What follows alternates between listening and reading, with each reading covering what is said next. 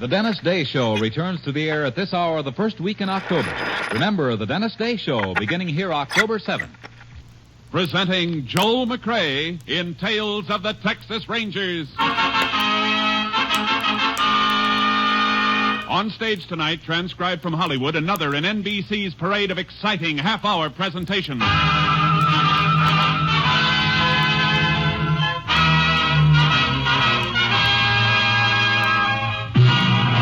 Tales of the Texas Rangers, starring Joel McCrea as Ranger Pearson. Texas, more than 260,000 square miles. And 50 men who make up the most famous and oldest law enforcement body in North America.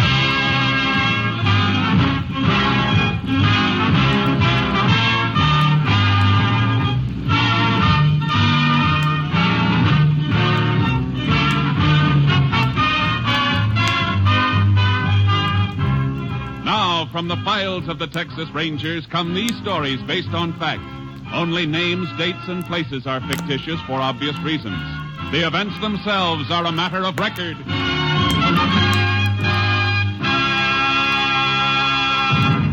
Tonight's case, play for keeps.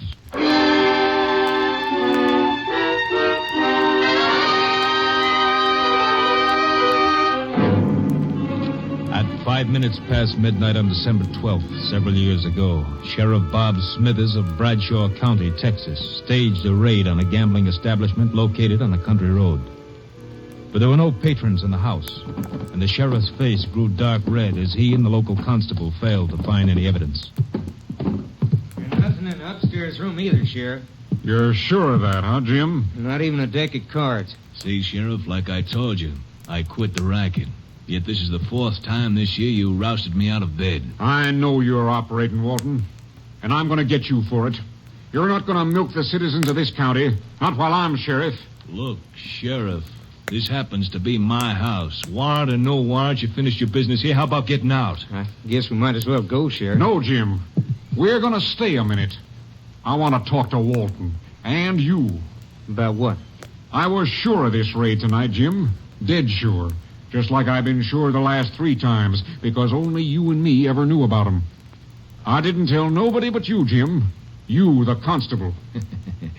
Sounds like he's accusing you of tipping me off, Dunn. I know he tipped you, Walton. You better watch what you're saying, Bob. All that talk about law and order and wanting to uphold him. Let me see your wallet, Jim. Take it out and let me see it. Now, wait a minute, Sheriff. You shut up. Come on, Jim.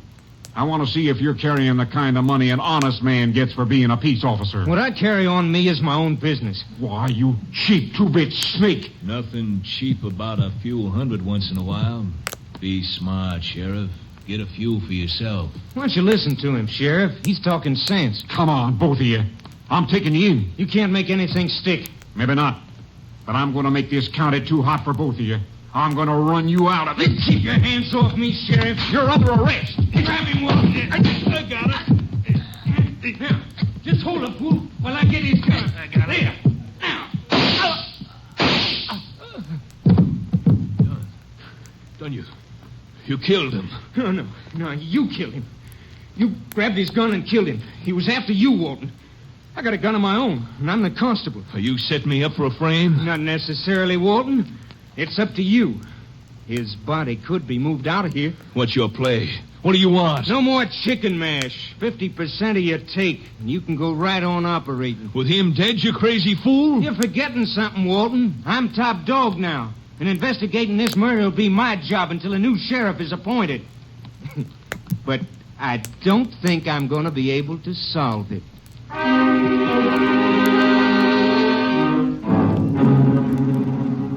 The body of Sheriff Smithers was found the next morning, dumped in a ditch by the side of an old wagon road. During the next few days, Constable Jim Dunn conducted a seemingly honest but fruitless investigation, even following the efficient peace officer's routine of making use of the state lab facilities at Austin. But citizens of Bradshaw were not satisfied, nor was the editor of the Bradshaw Times. Clippings of his editorials were on file with Captain Stinson of the Texas Rangers, and the captain sent for Ranger Jace Pearson. You want to see me, Captain? Yeah, Jace, sit down. There's no acting sheriff appointed by the court of Bradshaw County here, Jace. I think you better take over. About the killing of Sheriff Smithers? Mm-hmm. I'd like to. I knew Smithers. See, that's right. You worked with him about 5 years ago. When he first took office, cleaned that county up in 3 months and cleaned it good. Well, it doesn't look like it stayed clean, Jace. Not according to this editorial clipping from the Bradshaw Times. I've read it. It's going to be a tough one, Jace. No clue to the killer, and the trail has had a couple of days to cool off. Well, and I better get going before it gets any cooler. You'll hear from me. Jace? Yeah, Captain. I just want to remind you, whoever did it doesn't hesitate to kill a man wearing a badge.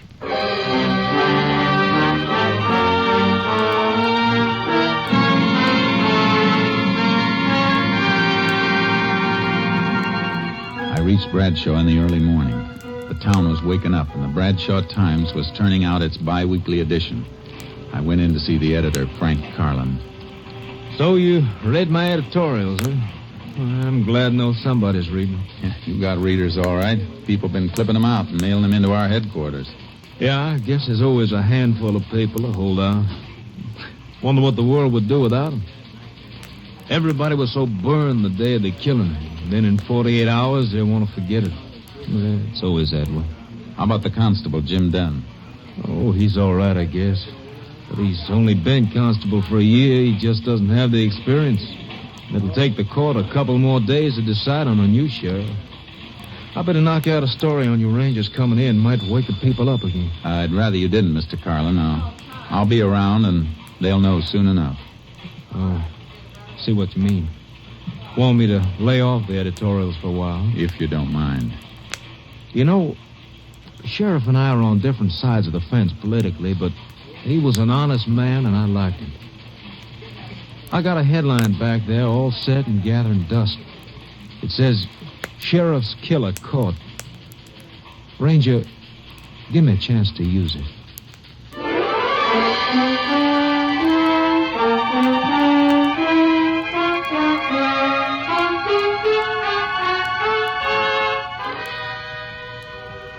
I found a place to park my horse trailer and put charcoal in a pasture.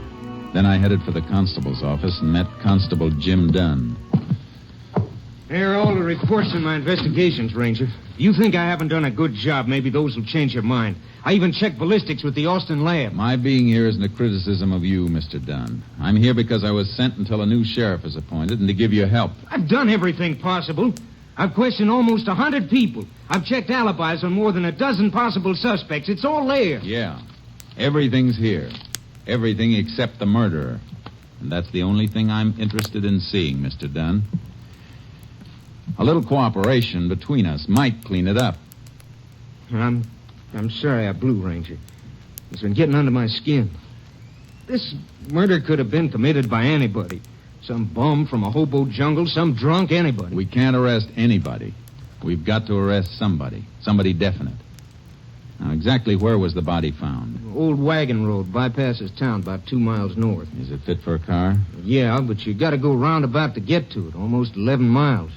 You won't find nothing there, though. I'd like to take a look anyhow. Can't we cut cross-country on horses? Yeah, shorter if you want it. I want to. My horse is in a pasture. I'll meet you at the edge of town in 5 minutes.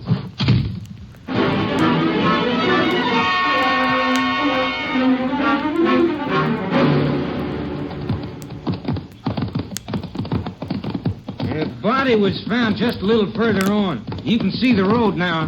Not much of a road left. No use for it anymore. Sheriff must have had some reason for using it if he came way out here. Here we are. Oh, boy. Whoa, charcoal. Oh, boy. The sheriff's car was found right over here by the side of the road. Where was he? Lying right beside it. Been dead about 7-8 hours when he was found. Who found him? Cowpoke looking for some strays. That's lucky. Otherwise, the body might have been here for a few days or even weeks before somebody came across it. Yeah. You get pictures of the position of the car and the body? Of course I did. Anything else?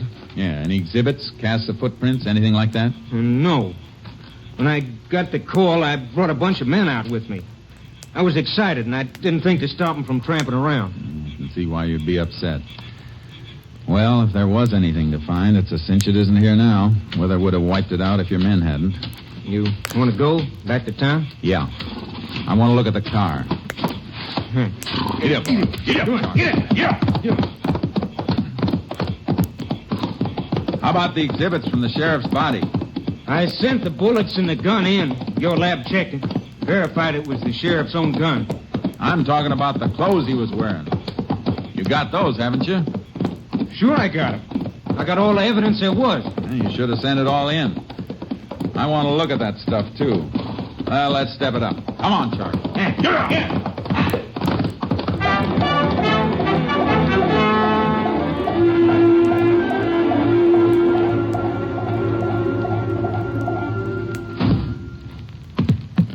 There's everything, all tagged. Everything the sheriff was wearing when he was killed. I see. Is this the shirt he was wearing? You see the blood and bullet holes, don't you?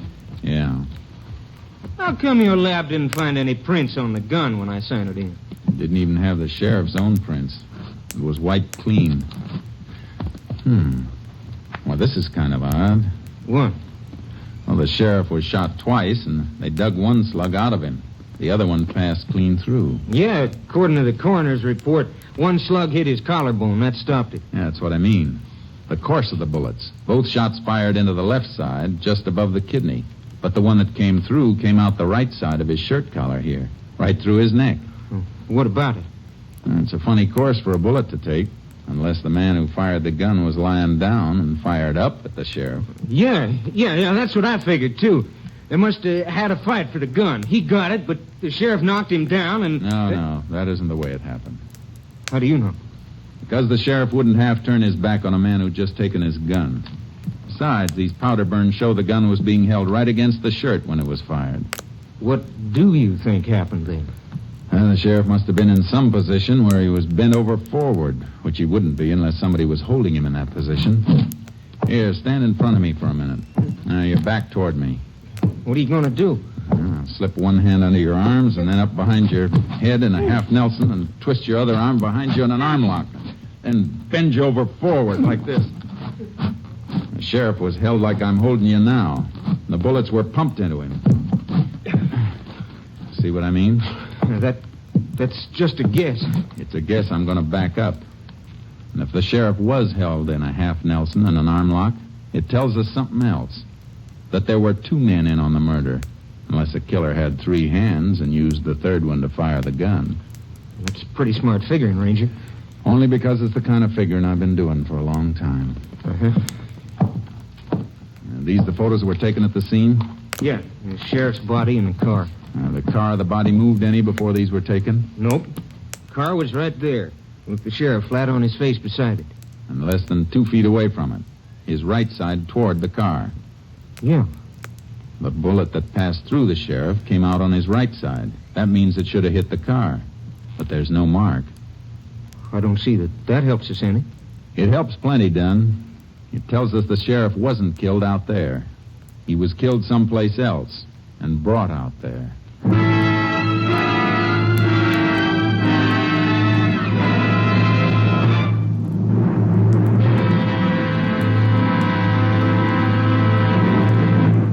You are listening to Tales of the Texas Rangers, starring Joel McCrea as Ranger Jace Pearson. Now we continue with tonight's case, Play for Keeps, an authentic story from the files of the Texas Rangers.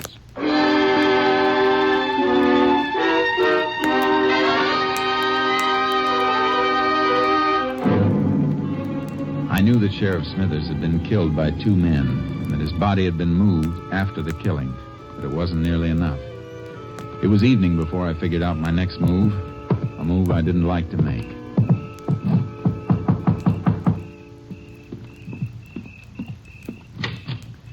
Evening, ma'am.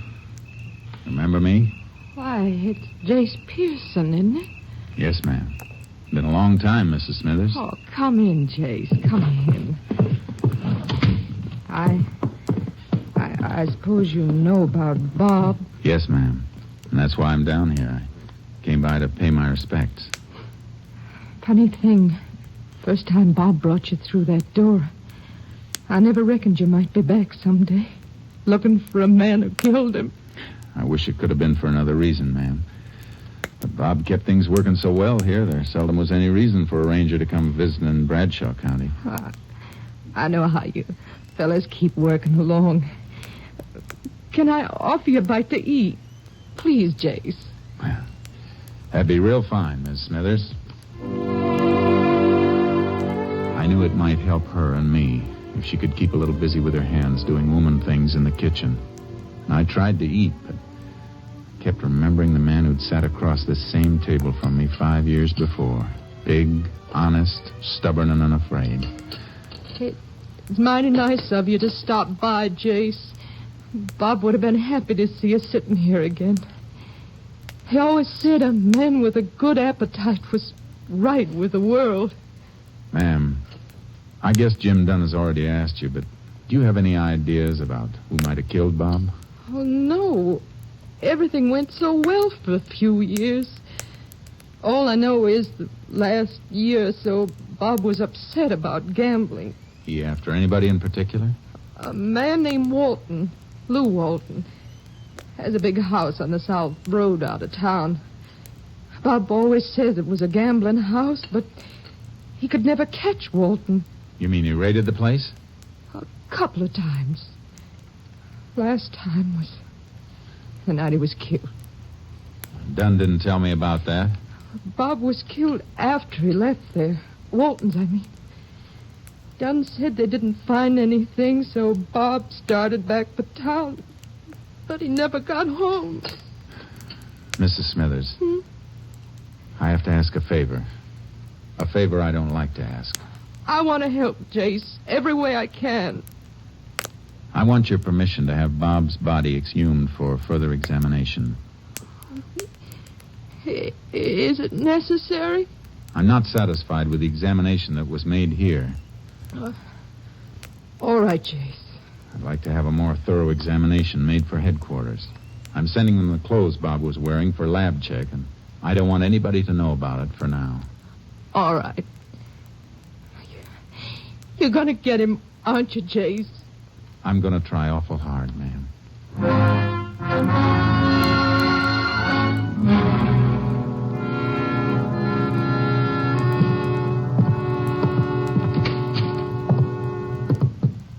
Well, howdy, Ranger. I've been waiting for you. Thought maybe you might have turned in for the night. I'm going to in a few minutes. I just came back to pick up the clothing exhibits. Well, I locked them away again. I'll dig them out. I want to send them on to Camp Mabry for lab tests. Well, all right. I'll give you a receipt for them. Okay. Don, Yeah? in those reports of yours, I didn't see any mention of a man named Lou Walton. Why should there be? I understand that Walton's a gambler and that you helped Smithers raid his place the night Smithers was killed. I hear the exhibits. You're thinking way out of line on Walton. His alibi's airtight. According to who? According to me, I was with him all night after Smithers left the place. You didn't come back to town with the sheriff? No, I stayed at Walton's. Why? Because the sheriff asked me to stay there. We didn't find anything, but the sheriff figured if I hung around, somebody might show up or call up looking for a game. And I'd be able to get him some evidence. Anything else you want to know? No. I guess that lets Walton out. I'll take these things. Sure, go ahead. See you tomorrow, Don.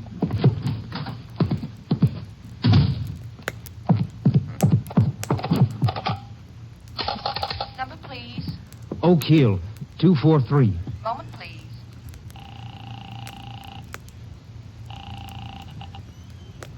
Hello? Walton, done. Now get those people out and shut down. Why? What's wrong? That ranger's too smart. I tried to make things look good for myself, and, well, I guess I made him look too good. Well, how much does he know? All he's gonna know. Now, you just close down and stand pat until he wears himself out.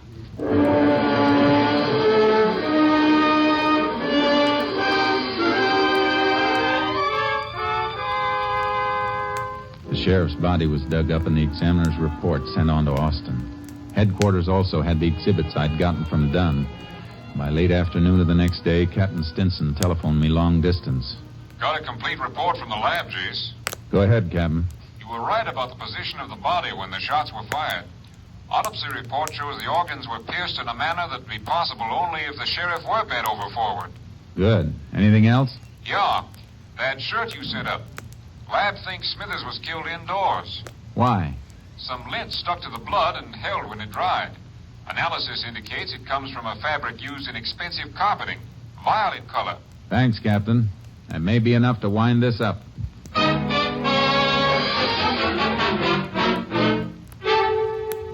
Then you're convinced that Walton was running a gambling joint, Mr. Carlin. Was and is. I'd swear to it. But nobody's been able to prove it.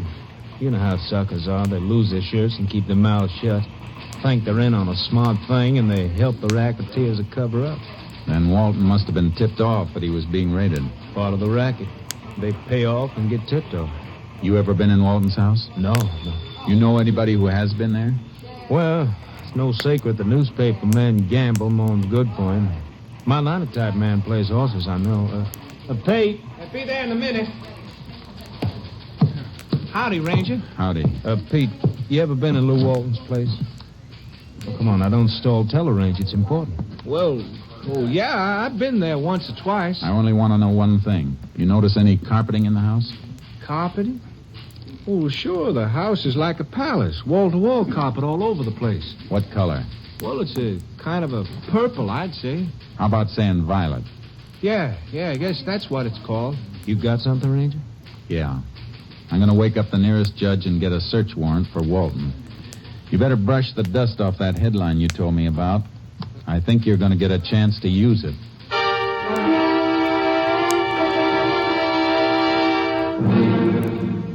I was wondering when you get around to me, Ranger. Seems like everybody who wears a badge just loves to poke his nose into my life. I wouldn't worry about your nose, Walton. If you want to be smart, watch out for your mouth. I didn't mean anything, Ranger. Just that a man ought to have a little privacy. And you love the death cells at Huntsville. They're real private. Well, I always cooperated. The constable, Jim Dunn, he'll tell you that. I'll bet he would. Nice carpeting you got here. I like the color. Yeah, let me get you a drink or something, Ranger. All good stuff. I don't have anything but the best. You know the old saying, the best is none too good. Walton, there's been a strong cleaning fluid used on a piece of this rug. One spot faded just a little. Well, I spilled some wine. I had a party one night. The night the Sheriff Smithers was here last? No, before that. Oh, that's right. I forgot. Nobody was here the night Smithers came. No, nobody. The constable, he stayed. Stayed most of the night after the sheriff left. Yeah, so he told me. Let me show you the rest of the house. Upstairs. No, thanks. I just want to look at the walls in this room. Sure pretty. You know, at Huntsville, they don't have pretty walls like these. Just cold concrete and steel bars. What do you keep talking about Huntsville? I'll tell you as soon as I stand up on this chair and rip off this new piece of wallpaper. Don't. You have no right to. Just looking for this small bullet hole, papered over. Of course, you know that one bullet went right through the sheriff. The hole was repapered because a heavy picture fell. The nail made the hole. .38 caliber nail? I'm gonna have this rug ripped up and sent to my lab, Walton. No cleaning fluid made will wipe out all of a blood trace. Even a drop is enough to hang you. I didn't do it, I tell you. Dunn shot him. Huh? It was Dunn. Dunn shot him. Hold your wrists out. You'll never get those on me.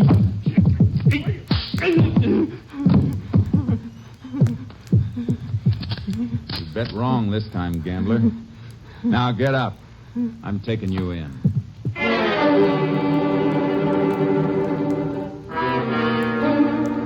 I took him through town to the county jail. Then I walked over to the constable's office, but Dunn wasn't there. I had to find him quick before he knew I had Walt. I headed back for the jail, and as I turned into the street, I saw something move in the shadows. There was another car, not far from mine, the constable's car, and Dunn was getting into it. Dunn, wait a minute! Oh, get out of the way, people! Get back, please!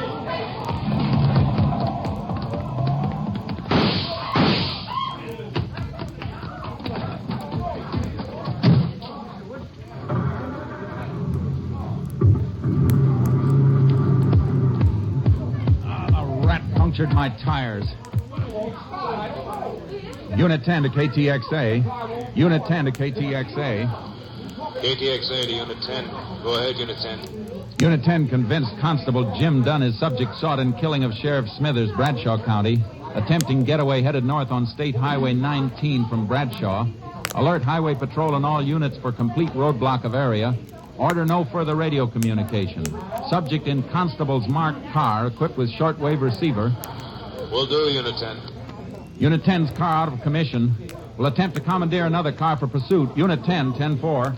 KDXA, Austin.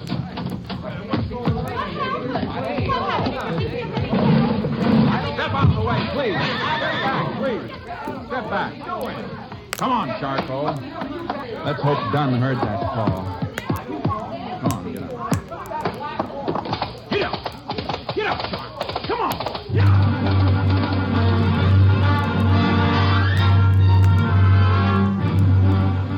I had to gamble. The last part of my call had been a plant I wanted Dunn to hear. He'd know he couldn't get more than 15 or 20 miles before he was blocked unless he took some back road. And I'd seen him take a north turn out of town toward the wagon road he dumped the sheriff's body on. It was 11 miles for him by car, 2 miles cross-country for me. I raked charcoal all the way, reached the road, and rope-dragged a couple of dead logs across it. We finished just in time. I heard the whine of a car coming over the rise in the rough road as the first glimmer of the headlights stabbed the darkness. I tied charcoal back in the trees and dropped in the brush to wait. It's the end of the road, Don. Don't try backing up. Now you haven't got any tires. I'm giving you a chance to surrender, Don. You get your chances, Ranger. You missed, Don. Now I'm coming around the car to get you. You want to shoot it out? Let's go. No. Wait a minute. No, Ranger. You don't shoot. Don't shoot. I'll drop my gun. See? I ain't armed. Come here. I ain't armed. Neither was Smithers when you lifted his gun and killed him with it. Good thing for Texas all constables aren't like you. Come on. Walton's waiting for you at the jail. Looks like you'll be partners again at Huntsville.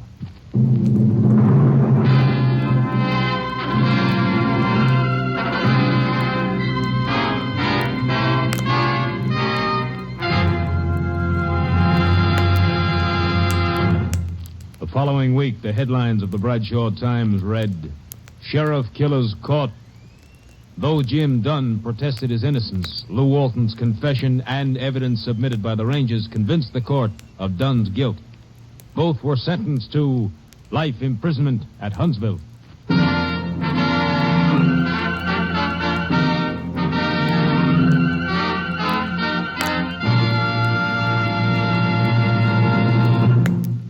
This is Joel McCrea. In the 125 years since their organization was founded, the Texas Rangers have written many new pages into the history of law enforcement. With only a handful of men in a vast territory, they have never failed to live up to their slogan, first to advance, never retreat. That is the creed a Ranger follows. And they have a belief that was impressed on me by one of their officers, a belief that often brings them victory over tremendous odds. In the words of the Texas Rangers, a man who is wrong can't stand up to a man who is right and keep on coming. Next week, we'll bring you another exciting case taken from the files of the Texas Rangers. Hope you'll be listening. Good night. Next week, Joel McCrea in another authentic reenactment of a case from the files of the Texas Rangers. Thanks for tuning in. If you enjoyed this episode, hit subscribe so you get to keep and watching more of our action here on PastCast Studios.